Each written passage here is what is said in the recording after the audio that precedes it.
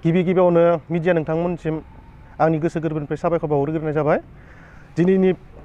Press मिट लिंनायनि गुबै जाहोना जाहैबाय जोंना दिनै गोबां जेंना जागासिनो दङ। जिथुनिखि दा रिहेबिलिटेसननि खोथायाव जोङो खोनानो मोनबावबाय एसबिनिफ्राय दाख्लैबावै नटिस फैदो होननाय खोनादों, कागज लादों। दा बिथां जिएसनियाव जों दाख्लैबावै थांनानै सोंहैबाय, बिथाङा बुंबाय मा जेबो कागज फैयाखै होनना बिथाङा आरो लोगोफोरनिफ्राय कागजखौ लागासिनो। जिथुनिखि एसबि अफिसनिफ्राय आरो फाइनाल लिस्ट फैबाय होनना जों दासिम डिक्लेयार मोनबाय आरो बिनि थाखाय जों दिनै बे खौरां मेलखौ लानाय जादों। बेनिखायनो जोङो बिथां जिएस सारखौबो आरो आर्मि चिफ बिथांमोनखौ जों खावलायनो सानदों, जाहाथे भेरिफाइ जेरै गोदै जादों बे गोदै सिस्टेमाव थांनांगौ होनना जों बेखौ जिएस सार आरो आर्मि चिफ बिथांमोनखौ जों खावलायहरो। आरो लोगोसे जिथुनिखि जोंनि गासैबो भेरिफाइ जाजोबनाय आरडि ग्रुप हिसाबै बिथांमोननिखौल' होआलासिनो जयै गासैखौबो होजानो थाखाय जोङो खावलायदो आरो जों बेखौनो फोरमायनो सानबावदों दि जोंनि गेजेराव लिडारफोरा सोरखौबा नासयनाय, सोरखौबा खासयलाय खोख्लैलाय खालामनायनि बेनो ओंथिया बिथांमोना जिथुनिखि दा राजनितिक सिस्टेमाव हाबहैजोब्बाय नालाय, बिनि थाखाय जोंखौ किसुमान नाथुराय दुरुलाय खालामबाय थादों आरो जों बिनि गेजेराव जों नुबावदों दाख्लैबावै जिथुनिखि एसबिनिफ्राय जिखिनि नटिस फैनाय, बे नटिसाव बुंनो थाङोबा 35%आ एक्सुवेलि एनडिबि नङा, जायनि जाहोनाव दिनै जोङो अरिजिनेलफोरा दिनै थालांनो गोनां जादों। बिनि थाखाय जोंहा एसे डाउट जादों आरो जोंनिया इमान गोबावजों सोमावसारनानै जुदि जोंनो जुदि मोनाबा मोननायखौ जों बाजायाखैमोन, गुबुनफोर मोननायखौ जों बाजायाखैमोन, जोंनिया थालांनाङामोन आरो बिनि थाखाय जों एसे दुखु मोनदों आरो जों बिनिखायनो प्रेस मिटनि गेजेरजों बेखौनो खावलायनो सानदों। आरो बिथां फेरेंगा सार बिथाङाबो बुंदोंमोन आरडि हिसाबै 289 बिथाङा दाख्लैबावै बुंबाय, बिथाङा बुंनाय लेखायै जोङो सिरि थादोंमोन। नाथाय दिनै एसबिनिफ्राय जों खोनानो मोनबाय मा नटिस फैबावनायाव जों मिथिबाय मा आरडि फेक्सन हिसाबै मात्र 170। बोरै जाखो? बिथां फेरेंगा सारा मानो बुंखो बेयो? बिथाङा गावनो बुंदोंमोन आरडि फेक्सन हिसाबै बिथाङा 289 बिथाङा बुंनायखाय जों सिरि थादोंमोन। नाथाय दिनै फाइनाल लिस्टआव जिथिया सफैबाय अब्ला बिथाङा बे लिस्टखौल' हरबाय आरो आवगायनि लिस्टखौनो हरफिनबाय। नाथाय बेवहाय जों आगोलावनो प्रेस मिट लानायाव आवगायबो बुंखांबाय जोङो, जाहाथे स्टेप बाय स्टेप खालामालासिनो खनसे लागैनो ज'यैनो जोङो होजानायखौ लुगैदोंमोन आरो बिथांमोना दा राजनितिक लेभेलाव हाबबाय नालाय, बेखौ बुंलाय बे रखमनो फासयगासिनो आरो जिएसखौ बुंबा जिएसआ बुङो आर्मि चिफनाव सोहैथां, आर्मि चिफआ बुंबा आंनियाव दायथ' गैला, बे जिएसनोसो होखानाय जाबाय। बिसोरनि गेजेरावनो दा गुलाय गुजाय, अब्ला जों केडारफोरखौ बोरै दैदेनबावगोन बिसोरलाय? गावगायसोरनो जुदि थिगानो गैया अब्ला जोंखौ बोरै जौगानाय लामायाव दैदेनलांबावगोन बिसोरो? दाथ' जों जेन'का नुहरदों बिथांमोना जोंनि फारसे जेबो खामानि मावाखै, जोंनो जायनिखि जों निजायैनो दा खामानि मावबाय थानो गोनां जादों आरो बिथांमोनाथ' आर्मि चिफआथ' खनसे बुंबावबायसो बियो, जिथुनिखि लिस्ट जोंनावथ' दा हरजोबखाबाय, जों दा खामानि मावनो हाला। मानो हाया बिथांमोना अब्ला मोनसे समायाव हाथियार लानानै गुबुन गुबुन जायगानि मानसिफोरखौ थुबुर खालामनो हादोंमोनब्ला बिथांमोना दिनै बिदि रिहेबिलिटेसन खामानिखौ मानो मावनो हाया? बिथांमोना मानि थाखाय मावाखै? आवगायावबा जमा ज' बिथांमोना लिंहरनानै सोरखौबा मायबि खामायनो खिथाहरदोंमोन। होमबा दिनै बिथांमोना खान्थि सुक्ति जाखांनायनि खेथ्रआव बिथांमोना दिनै गावगायसोरनि लाबा लाबनि थाखाय सिरि गारियाव जिरायनानै थानानै जोंनि फारसे जेबो खामानि मावाखै जों नुहुरदों आरो जोंनाव दा टटेलि जोंना 289 भेरिफाइ जाना दं आरो बिनि गेजेराव दा 170 फाइनाल लिस्टआव फैना दं आरो बाखि बेखिनिया आद्राया मोनाखै आरो आरडि फेक्सन हिसाबै। आंनि मोजां मोननाय अननायखौ गोदान बोसोरजों लोब्बा लाखिनानै प्रेस मिट हानजानिसिम साबायखर जासिहरनाय थांबाय। दिनैनि मेन प्रेस मिट लिंनाय मेन थांखियानो जाहैबाय मा जोंनि एक्स एनडिबि आरडि फेक्सननि जा जेंनाखौ लानानै जों दिनै प्रेस मिट लिंनाय जादों। आरो बे जेंनाखौ लानानै जों ओरैबायदि जेंना नुजादों, दिनै काइलिपारा एसबि अफिसनिफ्राय मोनसे लिस्ट फैदों आरो बे लिस्टआ जों जुदि आखाइजों लिरनायसो आरो हेन्ड राइटिं खालामनायसो बे लिस्टआ कुनु कम्पिउटार टाइप बुंनाय नङा। दा बेखौ लानानै जों दाउट जादों। दिनै गावबा गाव डिस्ट्रिक्टआव माने बे बुस्थुखौ लिरै हरदों जिएसआ। दा बेखौ लानानै जों ओरैबायदि दाउट जादों आरो ओरैबायदि जों रागा जोंदों। मानो होनबा जों दिनै 289 भेरिफाइड अलरेडि जानाय दङ अफिसियेलि। बे मथे जायालासेनो जों दिनै माबायदि खावसे फायनो मोनखो माखासे माबायदि थाबोनो मोनखो दा बेखौ लानानै जोङो बिटिआरनि CM बिथांमोनखौ खावलायदों जुदि बिथांमोना बिटिआरनि CM हिसाबै दायित्व दङ दिनै माबायदि बिथांमोना थालांनो मोनखो माबायदि दावराव जाखो बिथांमोना सलुसन खालामनो थाखाय जों बिथांमोनखौ दिनै प्रेस मिटनि जुगेदि जों जनाय हरदों खावलाय हरदों जे दिनै जों बेखौनो बुंनो सानदों दिनै जोंनि NDP RD ग्रुपआ ओरैबायदि मोनसे जेंना जाना दङ माखासे RD ग्रुपआ जोंनि राजनितिखौ दैदेनगिरि गैयिनि थाखायसो बिदि खालामदों नासयदों मुगैदों होननानै जों सानना लायो बिनिखायनो जों खावलायदों जे आसामनि CM हेमन्त बिश्व शर्माखौ खिन्थु सरकारा जेबो जोंखौ दाबो एक्सन लायाखै मानो होनबा बिथांमोना जि लिस्ट बानायदों बेखौनो बिथांमोना मावगासिनो दङ बेनिखायनो जोङो आसामनि जिथु सरकार BJP जिथु हेमन्त बिश्व शर्मा सारखौ जों खावलायदों जे बिथाङा जोंनि जि लिस्ट बानायना हरदों बेखौनो जों मावदों होनना जों सानदों खिन्थु जोंनि मेन उद्देश्यआ जों मानो जायाखै दिनै जों बेखौनो बुंदों जाय नंथारै मानसिफोरा दिनै NDP RD फेक्सननिफ्राय जों लिस्ट जानायखौ नुदों आरो फाइनाल लिस्टआव हाबदों नै दाख्लैहाय मोनसे लिस्ट जाबाय 170 बे लिस्टआ फाइनाल जाबाय माखासे थाबोलायबाय 289 जोंना भेरिफाइ जाना दं अलरेडि अफिसियेलि दा बेखौनो जों खावलायदों जोंनि दैदेनगिरिफोरा मोजाङै मावबानो जाबाय जा बै समाव NDPआ जेब्ला दावहा नांदोंमोन बै समाव सोरबाया बुग्लिजाबाय सुग्लिजाबाय दुखु दाहा खस्थ' खालामना आर्मिफोरजों गावजाबाय बेफोरखौथ' जों रावबो खबर लानो दाबो जों हायाखै खिन्थु लिडारफोरा बेखौ बुजि मोननांगौमोन आरो बेखौनो जों बुंदों जाय नंथारै मानसि महल मालिक टावार मालिकफोरा जुदि मोनथारोबा खिन्थु जोङो बेखौ कर्ट केस होनाय जागोन आरो खिन्थु सोर लिडारा हमजायो जों बेखौ सिनाय मोना खिन्थु जों केसनि जों अलरेडि जि आर्टिकलखौ जों थि खालामना लाखाबाय केसनि जि बिला धारा बे धाराखौ जों आर्टिकल केसनि धारायानो जाबाय मा 232/420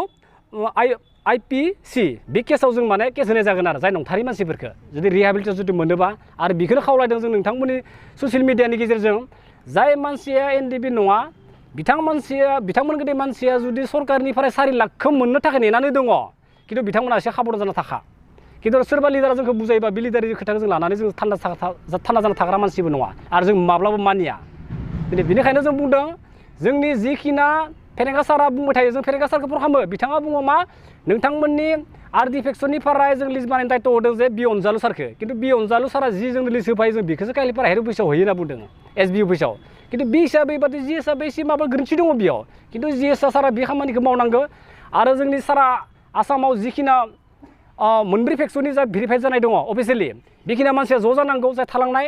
बे ज' जानानै जोङो डेम'क्रेटिक भाबै जों खामानि मावलांनो नाजानांगोन बेनिखायनो आं दिनै रिकुवेस्ट खालामदों नोंथांमोनाबो ज' जा सोरबा धीरेन फेक्सनानो जा S फेक्सनानो जा गोविन्द फेक्सनानो जा R फेक्सनानो जा खुनु खोथा गैया जाय मानसिया फाइनालिस्टआव हाबाखै नै फाइनालिस्ट जागासिनो दङ खिन्थु बिथांमोना ज' जानांगौ जों दिनै जों नोंथांमोनखौ खावलायदों दा आंनि बुंनाया बिसिनि आरो जादों दाथ' आं बुंनाय मथेबाथ' दा जोंनि NDP एसआ जेब्ला 2020 नि जानुवारिनि 30 तारिखै जेब्ला आर्मस ले डाउन खालामदोंमोन जों माबा गुवाहाटी JMC अडिट'रियामाव अब्ला बेयाव NDP एस हिसाबै 200 जनल'सो खिथिदोंमोन हाजार मानसिया मोनदो खिन्थु सरकारा कुनु आपत्ति गैया मोननायाव होदो खिन्थु जोंनि NDP RD हिसाबै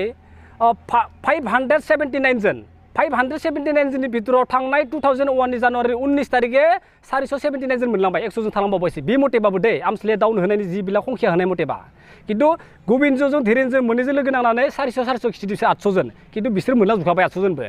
खिन्थु माखासे अफार थानाय सोरबा माखासे माबा माबि जाना जेलाव थानाय बिसोर मानसिया मोनाखै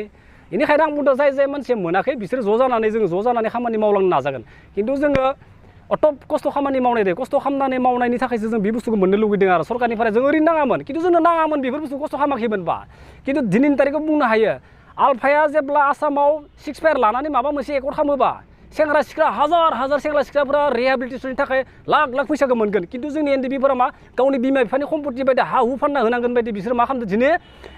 बिखौ दोनाखै आरो बिखौ होआखै बिखौ लाखिदो गावनि फेभारनि मानसिखौ होदो गावनि आफादनि जाखोलाय मा जाखो बिथां किराप खालामाखै गावनि फेभारनिखौसो होदो आरो बिथांमोना बिदि आरो खिन्थु गावनि सम्पत्ति होनाय बायदि मोनदों आरो खिन्थु गाज्रि मोना लाब गैयालै आफादनि लिडारफोरा आं डाइरेक्ट बुंखादों निउसनि गेजेरजों 2020 नि डिसेम्बरनि 9 तारिखे जेब्ला आर्मस ले डाउन खालामदोंमोन जोंनि जितु सनायाव डिजेन्टे मोनथाम फेक्सन दं NDP S NDP D NDP R अब्ला बे दिननिफ्रायनो गावबा गाव लिडारफोरा गावबा राजनितियाव थांबाय दा जोंखौ जों बुंनो हागोन BPFनि मानसिफोरखौ जोगारा दोनदो UPPLफोरनो चान्स होनो होआखै जों साननो मोनबाय जुदि BPF सापर्ट खालामनो थारमाने UPPLआ जोंखौ चान्स होआखै आरो इसखौ बुङाखै खिन्थु बेखौसो बुंगोन दिनै मानो बिनिखायनोथ' खनले उग्रपन्थि हरबाय थादो उग्रपन्थिया मानो जोनोम जाबाय थादो बिथांमोनानो जोनोम जाहोदो जोंखौ सरकारानो जोंनो होआखै माने मा खिन्थु जोंसो रागा जोङाखै बेलेगथ' रागा जोंदों ना इनिसियेटिभ जोंसो लायाखै खिन्थु बेलेगाथ' रुल लागासिनो दङ ना गाज्रि रुल खिन्थु जों बिदि गाज्रि सानाखै जों बिदि माने इनिसियेटिभ स्टेप लायाखै जोङो खिन्थु जोंनि मोननो गोनांनि थाखायसो जों बार जोंखौ नासयनाङालै एनडिपिनि लिडारफोर सोरबा एनडिपिनि आरडि फेक्सननिफोरा गाज्रि खामानि मावदों खिन्थु मोजाङै थाखा खिन्थु आं डाइरेक्ट बुंखादो खिन्थु जों दा गोदोखौनो जों जिहेतु 34 इयार दावहा नांदों खिन्थु जों 34 दावहा नाङाखैबा 10 बोसोरावथ' जों दावहा नांदों ना दिनै बे टाउन मालिकलाय माब्लानि एनडिपि जाखो महलनि दुनियानि माखासे मोनदों ओइ जोंनि गरसर ठिकादार माखासे दं खिन्थु नामखौ आं बुंगोनसो दा बुङाखै जाय ठिकादारफोर टावार मालिकफोर जे महलनि जिथु दैदेनगिरिफोर खिन्थु केस जानो थाखाय जेलाव थांनो थाखाय रेडि जाना थाखा नोंसोरो रावबो लिडारफोरा जोंखौ बुंबा मानिया खिन्थु आं पुरमु सारखौ खावलायदों सार नोंथाङा दिनैनि तारिखाव रावखौबो लिस्ट बानायनो होनो गोनां खोथा गैया दिनै गुवाहाटियावनो काइलपारा हेड अफिस एसबि अफिसावनो रेकर्डआ दंजोबखायो गावबा गाव फेक्सननि रेपर्टआ नोंथाङा हेमन्त सारखौ बुंहैबानो जायो सार जे एनडिपिनि समस्याखौ सलुसन खालामनांगौ मानो होनबा गावबा गाव फेक्सन हिसाबै रिपर्ट दंखायो भेरिफाइ जानाय बे मथेनो होदो होनना बुंबानो जायो खिन्थु मानि मा लिस्ट बानायनाय बिलाय नैया लिस्ट बानायनाय हेन्ड राइटिं खालामनाय दङ आखाइजोंसो लिरनायखा आखाइजोंसो लिरनाय हा बिथ' कुनु कम्पिउटार प्रिन्टिं खालामनाय नङा ना बियो टाइपिं बुंनाय नङा ना बियो डुप्लिकेटसो बियो बे फल्स मोनसे बियो खिन्थु जों केस होगोन अलरेडि जोङो रायलायखाबायबो जोङो उकिलजों रायलायखाबायबो खिन्थु साबधान बुंखादों जोङो खिन्थु दा गोदान रावखौबो गिया जोङो 4 लाखखौ जों मोनाबा बाबुदि नङा बिदिबाय खिन्थु जोङो जाय एनडिपिनि खामानि मावदो जाय हार्डलि खामानि मावदो स्ट्रंलि बे गिदिर मानसिया जुदि मोनाबा पाब्लिक मानसिखौ जों मोननो होआ सोरनिबा फंबाय मोननायाव जों बादा गैयालै मोननांगौ सरकारि सम्पति रावनि बिमा बिफानि सम्पति नङा बियो खिन्थु मोजां खाबधान आं बुंखादो नोंथांमोननि जुगिदि आं नोंथांमोननि निउस चेनेलनि गेजेरजों आं बेखौ बुंखादो खिन्थु सोरबा गाज्रि मोनाबो लाब गैया जाय मोजां मावदों मोजां माव खिन्थु समाजनि मोजां माव आं बेखौसो बुंदों बुंबाय जेब्ला जोङो आर्मस लेटआव खालामनायनि उनाव जों जेब्ला आसाम सरकारा जोंखौ केम्पखौ डिसबेन्ड खालामनोदोंमोन हा डिजल्भ खालामनोदोंमोन डिसेम्बरनि 9 तारिखे बे दिननिफ्रायनो बिथांमोना मा जोंहाथ' डाटाव दङ नालाय नङा आफादनि खामानि मावदों जों डाटाव थाखागोन सिअ मोना जोंखौ मिथिगौ प्लाटन आर्मि चिफ बिसोर मिथिगौ हा अब्ला जोङो जे जिथुबा सनाय बे माबायाव अदला खासिबारि जेब्ला बेयाव जों डिजेन्टि केम्पआव जों थाना फैनाय मानसि जों रुल मोनदो जोंथ' जों खारनाय बारनाय नङाना जों आफादखौ जों माबा मोनसे गाज्रि खामानि मावनायाव जों खाराखैना हा खिन्थु जों सानदोंमोन मा जोंना डाटाव दोनखायो जोंनिया मोनगोन लाखि जागोन हा आफादनि लिडारफ्रा जोंखौ मावखागोन जिहेतु सानदोंमोन उनाव जों नुयोबा लास्ट मुभमेन्टआव जों नुयोबा मा जोंनिया भेरिफाइड फाया अब्ला जों लिडारफोरजों सावरायो मा जाखो जोंनिया भेरिफाइड फायाखै फैगोन धर्ज' खालाम फैगोन सोब फैगोन खिन्थु सिन्तारिक नुबाय दाख्लैबो जों बुंबाय सार जोंनिया भेरिफाइड जाबाय मा खालामनो लिस्टआव हाबाखै सब जागोन दिनै नुबाय जों लास्ट मुभमेन्टआव जों नुबाय मा दिनै फाइनालाव जोंनि फाइनाल लिस्टआव जोंनिया गैया बे गोरोन्थिया सोरनि खिन्थु पलिटिकेलि बि मार्डार्स हा पलिटिकेलि बि मोनसे माबा इयो सिस्टेम खिन्थु पलिटिकेलखौ लानानै रावबो एनडिपिनि लिडारफोरखौ बा एनडिपिखौ पलिटिकेल माबा खालामनाङा दे मेकिं पलिसि खालामनाङा खिन्थु 5 बोसोरनि थाखायल'सो राजनितिकानो जोबसिगोन हमना ला परमुदाया 1 बोसोर बिटिसिखौ हाखर खाम बादा गैया जों सापर्ट खालामगोन खिन्थु एनडिपिनि समस्या खाम सासे सिगनेटुरिया माबोरै जेलाव थानो हाफिनगोन दिनै बिटिआर मस्त' गुवारनो मस्त' गोजौ मस्त' एकदा मोजांनो हा मस्त' मोनजोबसिगोन जोङो बोरैथो हा जों दिनै मानो बुंनो गोनां जाखो खिन्थु जों रागा जोंदों मिथिबाय मानो बोरै बेसे मोजांबा जेलाव थानाय माखासेफोरा मानो खारो दाख्लैहाय क'क्राझाराव जेल फाइस जाना थैबाय एनडिपिआ केसखौ होनानै दाख्लै मुथिबा माबानि बे चिरां डिस्ट्रिक्टनि हा 8 बिघा फाननाय केसा दाबो जोबाखै मेघालयआव दंयो खिन्थु जोंखौ मानो इमान खस्थ' होदो खिन्थु पाप नांगोनलै एनडिपिनि लिडारफोर सोरबा थगायदोबा खिन्थु पापा आरो कोटि खामायदोबा बे फैसा थाया खिन्थु मिथिखा पाप नांबा भगबाना जों थानायबा सेस जागोन जेब्ला आर्मस लेटआव खालामना फैयो जों गुवाहाटिनिफ्राय जिएमसि अडिटरियामनिफ्राय अब्ला खालि नखा बांखा सारअन्थाइ बेफोर मानि मेगन मोदै जाय मानसिया थैलांबाय बेफोर गोदो मानसिया दुखु नांना दिनै ओरैबायदि लामायाव दंफां रास्तायाव अन्थाइ नखा बांखा बेफोर मानि बिथांमोना दुखु नांदों बर'आ थगायजाबोबाय बर'आ जेबो मोना बेफोरनि माबा मुंखारनोलै भाइफोर बेनिखायनो लिडार स्प्रेका सार गोबिन्द सार प्रमद सिएम नोंथांखौ जोङो सिरत लायो मोजां माव जोंनि जि समस्या दोङो रावबो थालांनाङा जेरैबायदि भेरिफाइड जादों जिखुनु फेक्सनानो जा खिन्थु आरडिनियाथ' बेलेग समस्या खिन्थु आरडिनियाथ' माखासे खिन्थु आरडिनिया जेरैबायदि भेरिफाइड जादों बे मथे मोननांगोन खिन्थु एनडिपिनि गायसनगिरि फाउन्डार हिसाबै एनडिपिनि जुदि चेयारमेन हिसाबै हाजार मानसिया मोनबावनोसो नांगौमोन बुंनो थांबा हा एनडिपिखौनो बयबो मोजां मोनोमोन बुंनो थांबा आरडिखौ रन्जन दैमारि सारखौ बयबो इनभाइट खालामो वेलकाम खालामोमोन खिन्थु दिनैनि तारिखआव 200-300 होनो बादों मानो कारने हा माखासे बिखौनो एकदम गालांदों बिखौनो दोनदों खिन्थु थाखा फैसा सोलिदों नामा बिदिबो जों सानगोन बिखौसो बुंनांगौ जों थाखा लोब्बा लानानै बिदि खामानिखौ मावदों नामा जों बिखौसो बुंगोन मानो हार्डक'राव मावबाय थानाय मानसिखौ मानो होनो हाया हा मानो होनो हाया हा दिनै एनडिपिनि फाउन्डार हिसाबै 1000 मानसिया मोननांगौमोन आं बेखौ खावलायो खिन्थु एनडिपि लिडारफोरा मा सानदों दिनै 200 जननि जायगायाव एनडिपिआ एसआ 200 जनमोन 1000 मानसिया मोनदों खिन्थु जोंनियाबो 3000 4000 मानसिया मोननांगौमोन एनडिपि आरडिनिफ्राय खिन्थु मानो मोनाखै दिनै एनडिपिखौ रायजो-राजाफोरा जागा होबाय जानो लोंनो गामि फैसा खांनो थाखाय रन्जन दैमारिखौ सख'नो थाखाय फैसा खांबाय उकिल हमनो थाखाय फैसा खांबाय जों सोर रुल लादोंमोन बेखौ गामियाव सोर रुल लादोंमोन हा गरेस्वर एरियायाव नै बिथां दैज्लांबा बयबो मिथिगौ हा आंखौ जेबो सानसेखालि आंखौ बुंदोंमोन आर्मिया तामुलपुरनि आर्मिया बुंदोंमोन जे कामसायि बुंखौ मा खामानि नांगौ दा हरनि बार'था आंखौ फन खालामना बुंदों खामानि नांगौ हमना नांगौ मानसि अब्ला आं बुंबाय जिथुबा 6 फायार एग्रिमेन्टआव जेबो लिरनाय दङ नामा हा मानसि हमना नांगौ लिरनाय दङ खिथि होमबा जों देखायनांगोन बे दिननिफ्राय आंखौ फन खालामाखै जेबो खालामाखै खिन्थु जों बिदि मावदो रुल जों मा आफादनि खामानि मावदो डिसिप्लिन जों मिथिगौ बेयाव जोंखौ थगायनाङा खिन्थु जोंनिया जानांगौ बेनिखायनो आं बुंदों जाय मानसिया नंथारै मानसि बे मानसिया जुदि 4 लाखखौ लानो थाखाय रेडि जाना दङबा खिन्थु जेलाव थांनो थाखाय साबधान जाना थाखा आं बेखौ बुंखाबाय दिनै निउसनि गेजेरजों